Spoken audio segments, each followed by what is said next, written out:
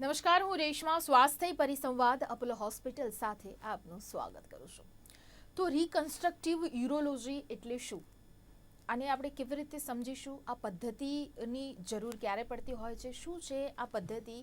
એકચ્યુઅલમાં આ ક્યારે આપણે આનો સામનો કરવો પડતો હોય છે? ઘણી વખત આપણને એવું લાગે કે કંઈક નવું છે, આ અમને સમજાઈ નથી રહ્યું, પણ ઘણી વખત એવું પણ હોય છે કે મેડિકલ ભાષામાં એને સારી રીતે ડૉક્ટર તેની ટ્રીટમેન્ટ કરી શકતા હોય છે, પણ સામાન્ય લોકોને કદાચ તેનાથી વધારે પડતી જાણકારી તેમના સુધી નથી પહોંચતી. તેના માટેની જ આપણે આ સતત કોશિશ જેવા પ્રયાસો કરતા હોઈએ છીએ.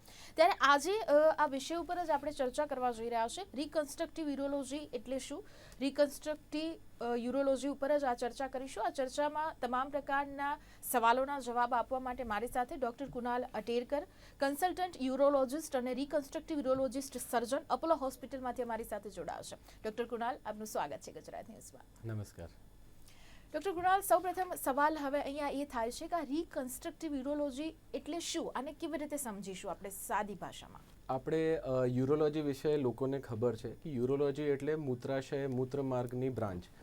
હવે આપણે સબ સ્પેશિયાલિટીઝ ડેવલપ થઈ છે, તો રિકન્સ્ટ્રક્ટિવ યુરોલોજી એટલે શું? આપણે શાબ્દિક અર્થોમાં જઈએ તો રિકન્સ્ટ્રક્શન એટલે કોઈ વસ્તુ બગડેલી છે ને અને આપણે એને રિકન્સ્ટ્રક્ટ કરીએ છીએ. એટલે મૂત્રાશયના માર્ગમાં ક્યાંય પણ કોઈ ઈજા થઈ હોય, ઇન્ફેક્શનના લીધે કોઈ એમનું કન્ટિન્યુએશન બગડેલું હોય, તો એને જે પણ આપણે રિકન્સ્ટ્રક્ટ કરતા હોઈએ સર્જરી દ્વારા કે નવી કોઈ પદ્ધતિ યુઝ કરીને કે આપણે દૂરબીનોથી, તો એને આપણે રિકન્સ્ટ્રક્ટિવ યુરોલોજી કહીએ છીએ. જી ડૉક્ટર કુણાલ, અહીંયા આ રિકન્સ્ટ્રક્ટિવ યુરોલોજીની જરૂરત ક્યારે પડે છે? હું કાયમ એવું કહું છું કે આપણે સબ સ્પેશિયાલિટી જે બ્રાન્ચ છે બહુ ડેવલપ થઈ નથી. આપણે એટલી ટેકનિકલ એક્સપર્ટાઇઝ નથી ઇવન યુરોલોજિસ્ટમાં કે એ રિકન્સ્ટ્રક્શન પ્રોપરલી કરી શકે.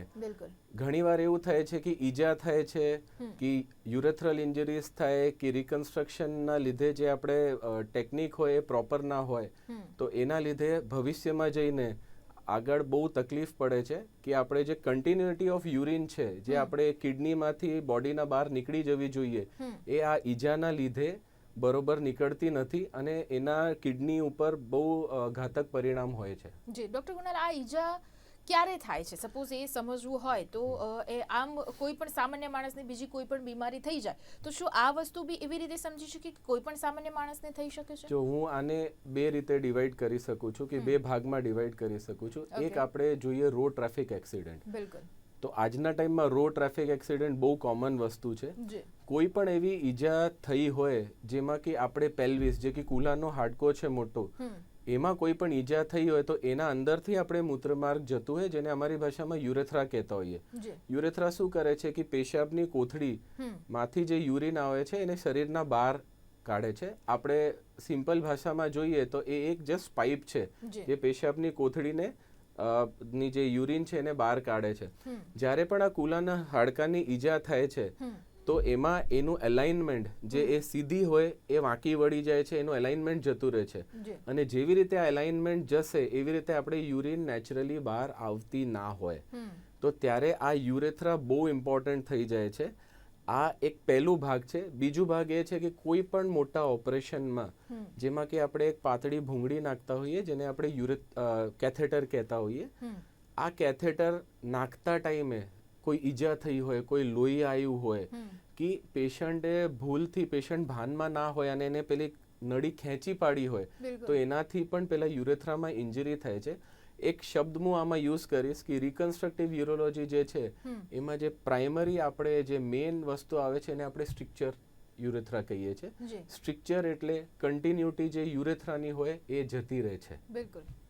જી, યુરેથ્રલ જે આપ બોલી રહ્યા છો, આ જે શબ્દ, એ ઇન્જરીઝના ચિહ્નો શું હોય છે? હવે આપણે સપોઝ રોડ ટ્રાફિક એક્સિડન્ટના જ્યારે આપણા પાસે પેશન્ટ આવે છે, તો અમે જનરલી એને એઝ અ ટીમ આપણે અપ્રોચ કરીએ તો આપણે એને સ્ટેબલ કરીએ છીએ. બિલકુલ બિલકુલ. કે માથામાં ઈજા છે, મોટા હાડકાઓમાં ઈજા છે, ત્યારે મોસ્ટ ઇમ્પોર્ટન્ટ જે ઇન્ડિકેટર હોય જેનાથી આપણે જોતા હોઈએ કે પેશન્ટ કેવું છે, એ છે યુરિન આઉટપુટ. પેશન્ટનું યુરિન કેવું નીકળે છે. ત્યારે યુરિન કરવા માટે આપણે સપોઝ કોઈ ડોક્ટર નળી નાખે અને નળી ના જતી હોય કે પેશાબનું આખું પેટ ફૂલાયેલું હોય અને આપણે જોઈ શકીએ છીએ ઘણીવાર અમારા પાસે ત્યાં જ સોનોગ્રાફીની મશીન્સ હોય જેનાથી આપણે જોઈએ છે. એક હજુ હું કહીશ કે નાના બાળકોમાં blood at the tip of meatus એ અમે લોકો એક ઇંગ્લિશમાં કહીએ છીએ, એટલે પેનિસના ટીપ ઉપર આપણે લોહીનો એક નાનો ટપકો પણ આવે અને એના પછી એ પેશાબ ના કરી શકે તો આ એક્યુટ યુરેથ્રલ ઇન્જરીના ચિહ્નો છે. આ ટ્રોમાની વાત થઈ. પણ બીજી આપણે વાત છે ઇન્ફેક્ટિવ વાત, કે આપણે બહુ પહેલા ઓપરેશનમાં કોઈએ ભૂંગળી નાખેલી છે અને પછી પેશન્ટ આવું અનુભવ કરે કે એ ઘરે જતો રહ્યો છે અને ધીમે ધીમે over a period of time એની યુરિનની સ્પીડ ઓછી થઈ જાય છે, એને બહુ જોર કરવું પડે છે અને ઘણીવાર એટલું જોર કરવું પડે છે કે પેશાબમાં લોહી પણ નીકળી જાય છે. તો આ બધા ચિહ્નો છે જેનાથી આપણે એવું અનુભવી શકીએ કે હા, મારે આ ઈજા થઈ હતી પહેલા, કે મારે આ મોટું ઓપરેશન થયું હતું અને એના લીધે હવે મને યુરેથ્રામાં કોઈ તકલીફ હશે. તો ડોક્ટર કુણાલ, અહીંયા ઇન્જરીઝના પ્રકારો પણ આવતા હોય છે? હાજી, જેવી રીતે મેં કીધું કે રોડ ટ્રાફિક એક્સિડન્ટના જે ઇન્જરીઝ થાય છે એમાં આપણે અલાઇનમેન્ટ જતું રહે છે. અમારી ભાષામાં એને અમે કહીએ છીએ કે pelvic fracture urethral destruction defect. આ મોટું ટર્મ છે, પણ ડિસ્ટ્રેક્શન તમે શબ્દ ઉપર જોશો તો ડિસ્ટ્રેક્શન એટલે એનું અલાઇનમેન્ટ જતું રહ્યું છે. તો આ એક મોટું પ્રકાર છે. બીજું જો અમે કહીએ છીએ એ ટ્રોમાનું પ્રકાર છે, કે આપણે નળી નાખી અને પછી રસ્તો સાંકડો થઈ ગયો. આના જોડે હું એક વસ્તુ કાયમ એડ કરીશ, એમાં ઉમેરી દઈશ કે જ્યારે આપણે યુરેથ્રાની વાત કરતા હોઈએ ત્યારે એક BXO નામનું ટર્મ હોય. એ બહુ ટ્રોમાથી રિલેટેડ નથી, પણ એ રિકન્સ્ટ્રક્શનનું એક પાર્ટ છે. BXOમાં પેશન્ટને, યુઝ્યુઅલી જે મેલ પેશન્ટ હોય, એમને પેશાબની ચામડીના આજુબાજુ આપણે જનરલ ભાષામાં આપણે કહીએ તો કોડ હોય, કે સફેદ પેલા ડાઘા આવી ગયા હોય તો એને BXO કહીએ. આ BXO ઘણીવાર યુરેથ્રાના અંદર પણ જતું હોય. તો જ્યારે એ અંદર જતું હોય ત્યારે પણ સ્ટ્રક્ચર ડિઝીઝ બની શકે છે. તો આવા જ્યારે સ્ટ્રક્ચર ડિઝીઝ આવું બનતું હોય કે BXO થયું, કે BXO અમારી ભાષામાં અમે કહીએ કે ઇડિયોપેથિક છે, એનું કોઈ કારણ અમને મળતું નથી, પણ ઇન્ફેક્શન જોડે માઇલ્ડ ક્યારે ટ્રોમા થયું હોય તો એનાથી પણ આ BXO થઈ શકે છે. તો અમે લોકો જે ભાગ કરીએ છીએ એ આવી રીતે જ કરીએ છીએ કે ટ્રોમાથી જે થયું હોય, એટલે ઈજા થઈ હોય એના લીધે કોઈ યુરેથ્રામાં ઇન્જરી થઈ હોય, કે આપણે કોઈ બીજા પ્રોસિજર માટે જતા હોઈએ અને કેથેટરના લીધે થઈ હોય, અને ત્રીજી વસ્તુ છે કે આ BXO નામની જે મેં એક ઉમેરી એમાં, કે એ પણ આ ત્રણેય ભેગા થઈને આપણે એક સ્ટ્રક્ચર ના વેરિયસ પાર્ટ્સ છે. જી, તો ડોક્ટર કુણાલ, આને આપણે કોમન માની શકીએ ખરા? આ લેટલી અમે લોકો જોઈએ છે, મેં પહેલા પણ કીધું કે આપણે નોલેજ એટલું હોવું જોઈએ, આપણે અવેરનેસ એટલી હોવી જોઈએ કે આપણે પેશાબ ના ઉતરતી હોય તો આપણે એના માટે આગળ જઈએ, ને તો એના માટે ઘણા કારણ હોય અને લોકો એક ડોક્ટરથી બીજા ડોક્ટર સુધી જતા હોય અને આપણે એનું ખ્યાલ આવતું ના હોય. એટલે common because of increasing road traffic accidents એવું કહી શકું છું. જી, તો આના માટે સ્પેશિયલ કોઈ રિપોર્ટ્સ પણ આવતા હશે કે જે રિપોર્ટ્સ કરવા પડે? તો કમ્પલસરી શું એ રિપોર્ટ્સ થતા હોય છે રોડ ટ્રાફિક? આપણે એક કેસ સ્ટડી જેવું જોઈએ કે પેશન્ટ એક્સિડન્ટ લઈને તમારા ત્યાં આવ્યું. બિલકુલ. એક એવી રીતે એક પેશન્ટ આપણા પાસે આવશે અને એક પેશન્ટ એવી રીતે આવશે કે મારું એક્સિડન્ટ 2 મહિના પહેલા થયો હતો, હવે હું તમને બતાવવા આવ્યો છું. જે ટ્રોમાના પેશન્ટ આવશે એમાં આપણે પહેલું એમ એ હોય કે આપણે કેવી રીતે પણ એની યુરિન બહાર જવી જોઈએ. અપોલો જેવા ટર્શરી સેન્ટરમાં જ્યારે ટ્રોમાનું પેશન્ટ આવે ત્યારે આખી ટીમ અપ્રોચ એક કરે છે. કોઈ પણ પેશન્ટને મને સપોઝ રેફરન્સ આવ્યું, મને એને બોલાવ્યું, તો હું પહેલાં જોઉં છું કે એની પેશાબ ઉતરતી છે કે નહીં. પછી એક યુરોલોજિસ્ટના હાથમાં, કે who is a trend one, એને ખબર પડે છે કેવી રીતે. અમે એકવાર કેથેટર, જે કે એક ભૂંગળી છે જેનાથી પેશાબ કાઢતા હોય, એ નાખવાનું અમે અટેમ્પ્ટ કરીએ છીએ. એ ના જતી હોય તો આપણા પાસે 2 ઓપ્શન હોય. એ ડિપેન્ડ કરે કે પેશન્ટની સ્ટેબિલિટી કેવી છે. ઘણીવાર પેશન્ટ એવા આવે કે એમને હાડકો તૂટેલું હોય, પણ આપણા જે હાડકાના ડોક્ટર હોય એ ઇમરજન્સીમાં કોઈ સર્જરી ના કરતા હોય અને એમનું ડિસ્ટેન્શન ના થતું હોય અને અલાઇનમેન્ટ આપણા કોઈ પ્રોસિજરથી બગડતું ના હોય, તો એમનામાં એક પદ્ધતિ છે જેને અમે ફ્લેક્સિબલ સિસ્ટોસ્કોપી કહીએ છીએ. એટલે આવા પેશન્ટોને અમે સીધું ઓપરેશન થિયેટરમાં લઈએ છીએ અને અમારા પાસે એક ફ્લેક્સિબલ દૂરબીનો હોય, સિસ્ટોસ્કોપ એટલે દૂરબીન, એનાથી અમે એ અલાઇનમેન્ટમાં જવાનો પ્રયત્ન કરીએ છીએ અને એના ઉપર અમે કેથેટર નાખી દઈએ છીએ. પણ આ ટર્શરી કેરમાં જ પોસિબલ છે. જનરલી અમે લોકો શું જોતા હોઈએ કે ઈજા થઈ હોય ક્યાં પેશન્ટ આપણે ખબર ન હોય એ ઉચકીને કોઈ પ્રાઇમરી સારવાર માટે લઈ ગયા હોય બિલકુલ. તો ત્યાં જનરલી આવા પેશન્ટોને એ લોકો નીચેથી જ્યારે નળી ના જતી હોય તો એ જસ્ટ ડૂટીના નીચે એક હોલ કરીને એક ભૂંગળી મૂકી દે છે, એને આપણે સુપ્રાપ્યુબિક કેથેટર કહીએ છીએ. જી જી. મારા પાસે જે પેશન્ટ મોસ્ટલી આવે છે એ સુપ્રાપ્યુબિક કેથેટર લઈને આવે છે. એમાં પણ લોકોને ખબર હોવી જોઈએ કે આવા કોઈ પણ ભાઈઓ હોય જેમને પહેલા એક્સિડન્ટ થયું હોય અને એમને એક નાની ભૂંગળી છે અને નીચેથી પેશાબ ઉતરતી નથી અને ઉપરથી જ થેલીમાં આવે છે, તો 6 અઠવાડિયા સુધી અમે કોઈ ઓપરેશન કરતા નથી. 6 અઠવાડિયાનો જે ટાઈમ છે એ ફાઇબ્રોસિસ સેટલ થવાનો ટાઈમ છે કે મેક્સિમમ ફાઇબ્રોસિસ કે ઈજા જેટલું ડેમેજ કરી શકે છે 6 અઠવાડિયામાં કરી લે છે. એના પછી જ્યારે પેશન્ટ આવે છે તો અમે એક સ્પેશિયલ એક્સરે કરીએ છીએ જેને અમે સિસ્ટો યુરેથ્રોગ્રામ કહીએ છીએ, રિટ્રોગ્રેડ યુરેથ્રોગ્રામ કરીએ છીએ, જેમાં એક નાની ભૂંગળીથી અમે દવા નાખીએ છીએ ને એક્સરે કાઢીએ છીએ. એ એક્સરેમાં અમને ખબર પડતી હોય કે અલાઇનમેન્ટ કેવું છે, ઈજા કેવી છે, દવા અંદર જાય છે કે નહીં. તો આ એક બેસિક ટેસ્ટ છે. એના જોડે આપણે ફિટનેસ અને એના બધા ટેસ્ટ તો કરતા જોઈએ. જી બિલકુલ. ડૉક્ટર કુણાલ, આને જ સંલગ્ન એક બીજો સવાલ થઈ રહ્યો છે અહીંયા કે સપોઝ કોઈનું એક્સિડન્ટ થયું છે પણ એવું પોસિબલ થાય ખરું કે એક્સિડન્ટ થયું છે અને કોઈ જગ્યાએ એને એડમિટ પણ કરવામાં આવ્યું છે તો પણ એવું કોઈ ખ્યાલ નથી આવતો એ જે તે વ્યક્તિને કે મને આવી કોઈ ઈજા થઈ છે, આ કોઈ પોસિબલ થાય ખરું આ વસ્તુમાં? થોડું ડિફિકલ્ટ છે કારણ કે પેશાબ રોકાઈ જતી હોય આપણી. ઓકે. એકવાર પેશાબ રોકાઈ જશે તો આપણે કોઈ પણ ડોક્ટર જે ઓપરેશન કરે, કારણ કે કેવું હોય કે બ્લડ પ્રેશર મેન્ટેન કરવાનું હોય, પેશન્ટને બ્લડ આપવાનું હોય, તો એના માટે યુરિન આઉટપુટ બહુ અગત્યનું છે. તો હું એ જ કહીશ કે ટર્શરી કેર જ્યાં ના હોય ત્યાં લોકો પેલી સુપ્રાપ્યુબિક કેથેટર નામની અમારી જે ભૂંગળી હોય એ નાખી દેતા હોય. જનરલી એ એક્સક્લુઝિવલી ટ્રાયલ ના કરતા હોય કારણ કે ભૂંગળી નાખીને પણ બ્લીડિંગ બહુ થાય છે, જેને કંટ્રોલ કરવાનું બહુ અઘરું થઈ જાય છે પછી. જી. તો ડૉક્ટર કુણાલ, આને યુરેથ્રલ ઇન્જરીઝને કઈ રીતે આપણે સંભાળી શકીએ છીએ અને એના પાછળનું આપણે કેવી રીતે સમજીશું? હું બે રીતે આને ભાગમાં સમજાઈશ. પહેલું છે આપણે ટ્રોમાના લીધે થયેલી હોય. ટ્રોમા એટલે road traffic accident. Road traffic accident થયું, કોઈએ સુપ્રાપ્યુબિક કેથેટર નાખી દીધું છે અને હવે પેશન્ટ આપણા પાસે આવ્યું છે. આવા જનરલી કોમ્પ્લિકેટેડ કેસીસ હોય કારણ કે એમાં હાડકાના નાના પીસીસ પણ રસ્તામાં આવી ગયા હોય જ્યારે ઈજા થઈ હોય અને આગળથી સંપૂર્ણ યુરેથ્રા જે કહેવાય એ બંધ જ હોય. એટલે તમારી જે યુરેથ્રા છે એ પેશાબની કોથળીને જોઈન જ ના થતી હોય. તો એના માટે મોટું ઓપરેશન હોય જેમાં કે આપણે પેશાબ અને આપણે કોથળી અને સંડાસના રસ્તાના વચમાંથી આપણે જઈએ છીએ અને અંદર જતા જતા રસ્તો બનાવતા જે અંદરનું એન્ડ છે જેને અમે પ્રોક્સિમલ એન્ડ કહીએ છીએ, આપણા બાજુ જે એન્ડ છે એને ડિસ્ટલ એન્ડ કહીએ, તો પ્રોક્સિમલ અને ડિસ્ટલ એન્ડની કન્ટિન્યુટી બનાવીએ છીએ. આ ડિફિકલ્ટ ઓપરેશન છે અને આના માટે સ્પેશિયલ ટ્રેનિંગ જોઈએ. 3-4 કલાક તો આપણે આ ઓપરેશનમાં જતા જ હોય. બીજી રીતે આપણે જે જોઈએ, જે મેં તમને કીધું BXO હોય, BXOમાં આખી આગળની ચામડી આપણી સાંકડી હોય અંદર. તો હવે નવી પદ્ધતિ જે અત્યારે 3-4 વર્ષોમાં આવી છે કે આપણે એને આખું રિપ્લેસ ના કરી શકીએ.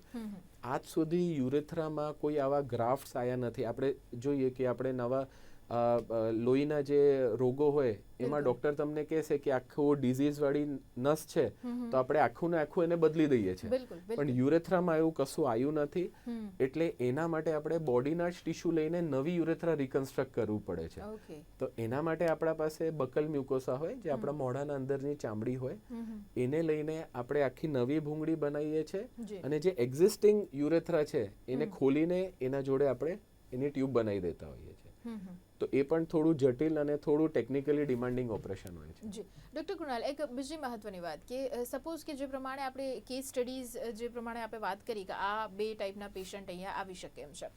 હવે અહીંયા જે પણ લોકો ખાસ કરીને જે દર્દી છે, દર્દીના સગાઓ જે છે, એક તો અવેરનેસ આપણે જેટલી પણ કોશિશ કરીએ છીએ તેમ છતાં પણ લોકો સુધી પહોંચી રહી છે પણ 100% નથી પહોંચી રહી અને તેની સતત કોશિશ આપ જેવા ડૉક્ટર અમે પણ સતત કરતા હોઈએ છીએ.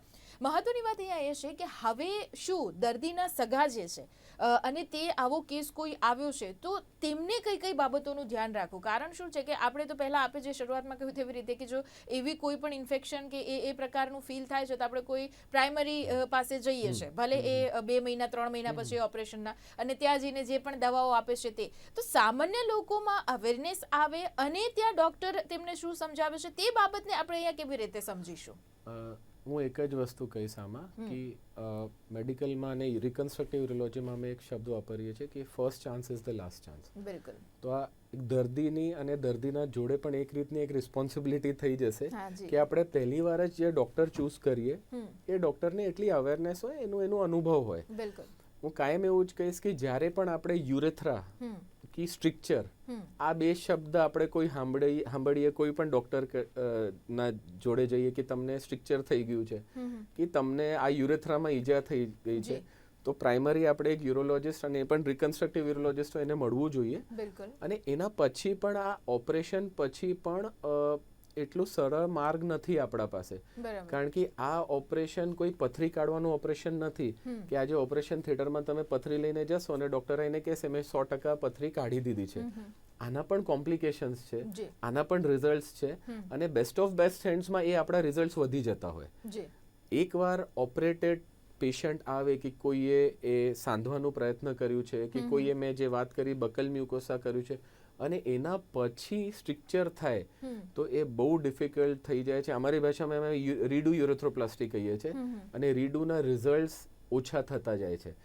એટલે આપણે પહેલી વાર જ્યારે ચૂઝ કરીએ ત્યારે યુરેથ્રા અને સ્ટ્રિક્ચર આવું શબ્દ આપણે કોઈથી પણ સાંભળીએ તો આપણે એક રિકન્સ્ટ્રક્ટિવ યુરોલોજિસ્ટ પાસે જવું જોઈએ. જી.